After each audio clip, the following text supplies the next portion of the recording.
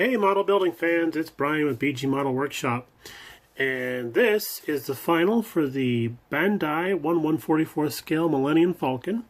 I started this a few months ago, I believe actually in November, if I remember correctly. I did do, I believe, one update, and then I had to shelve the kit, and you know, for various reasons or whatever. But I finally got back into this and finished it up this week. And here we go. So what we did for the kit was, you know, it's molded in color, but we decided to go with, go ahead and paint the hull. So I did a Panzer Gray all over the entire ship. And then once that cured, came back and did a white primer, just ghosted that on. And that gave us a really nice pre-shading for the hull. And that was a great base to start from, and it really helps set the tone for how this ship is going to look. Up in these little circles here that we see, oh, where are you, BG? There you are. These little circles in here, in the mandibles, we did some detail painting down inside of there, and then we did some dry brushing and then a little bit of pastel work. The only aging technique I didn't use on this kit was a chipping technique. I felt the kit was a little small for the chipping technique, but I do have a larger scale one of these in the stash, and when we go to do that one, we will definitely be doing the chipping technique plus everything else we did to this as well. So this is sporting pastels, dry washes, hand-painted areas, a little bit of spray painting, and oddly enough, no airbrushing. So these mandibles are separate from the rest of the ship, and they actually consist of 7 pieces altogether, and plus another 7 pieces of detail piping and stuff that go along the edges here, and then the docking collars on the side. Those consist of, I believe, another 5 pieces all total together, and then like these bits here, this ridge and hump here, that's actually molded separate from the kit as well. So it's not like the old Ertl kits where you just had a top and bottom hull and you glued them together. This is a high part count kit. The so-called radar dish actually consists of 5 separate pieces also, if I remember correctly. But that really helps out with the amount of detail that we can get out of building this kit. And this was a lot of fun to do.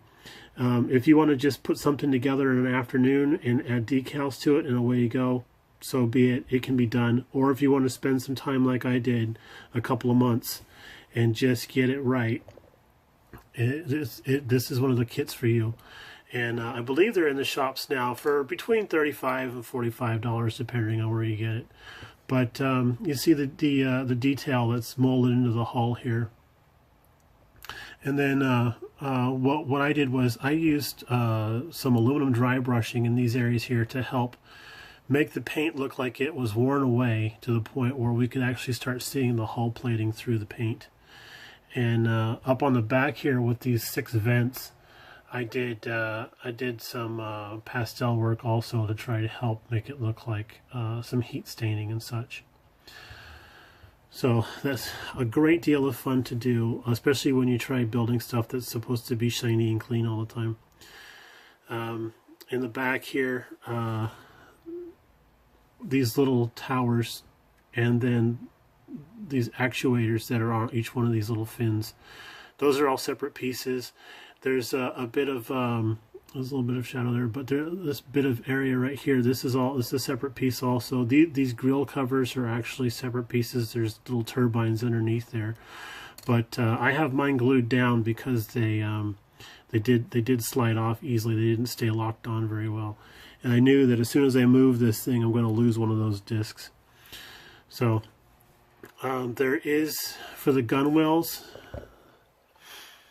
both top and bottom, there's a transparent piece of plastic that we just did a little bit of work on in order to try and simulate the ribbing that goes around the windows. And I apologize because I do not have good lighting right now.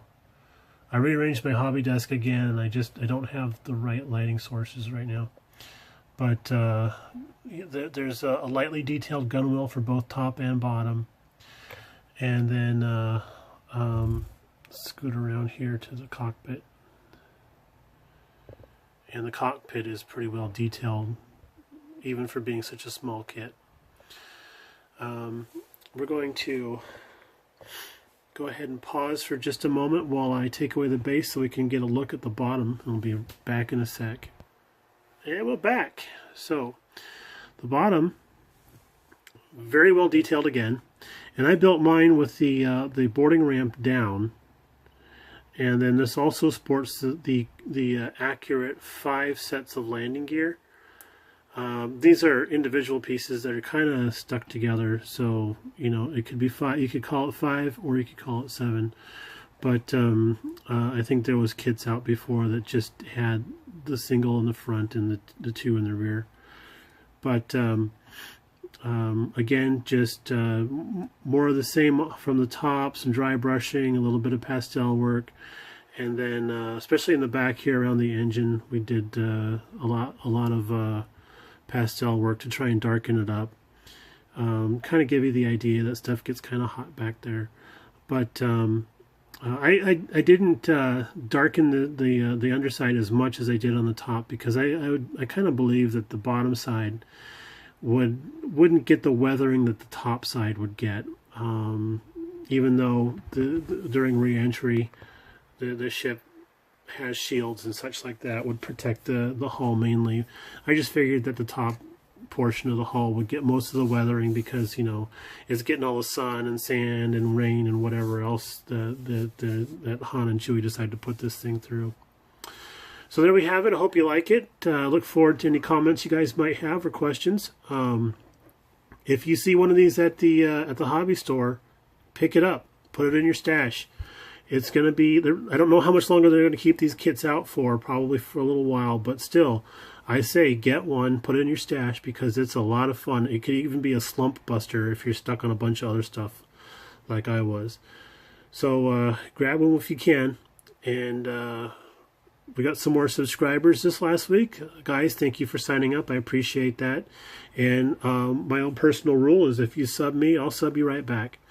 And I'll look for your videos. I have probably 150 piled up in my email to check out, which I'll be getting to here in a little bit. But thanks for watching as far as you can, and we'll talk to you later. Bye.